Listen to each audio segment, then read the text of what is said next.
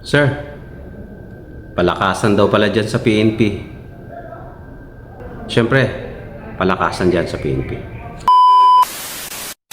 Pag-usapan natin yung tanong na palakasan ba daw sa PNP. Ang sagot, siyempre, palakasan sa PNP.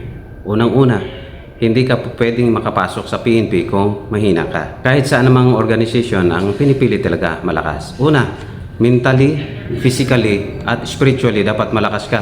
Hindi po pwede ang mahina. Walang lugar or walang puwang ang mga mahinang nilalang, lalo sa PNP.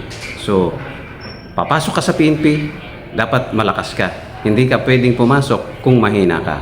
Kasi sa PNP, palakasan. Kaya kami mayroon agility, doon sinusukat yung physical capability ng ating mga applicants. So ang kinukuha doon talaga, yung makapasa, yung mga malakas. Kayang mag-push up, kayang mag-sit up, kayang tumakbo, at kayang mag-pull up. Yun ang mga makapasa sa agility test.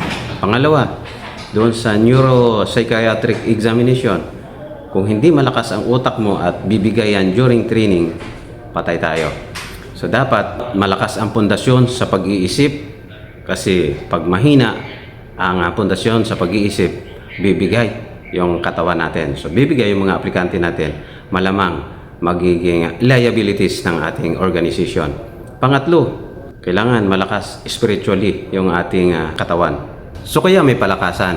Kasi before ka makasama doon sa recruitment quota, dapat malakas ka. Kaya ikaw, magpalakas ka. Power ba? Power.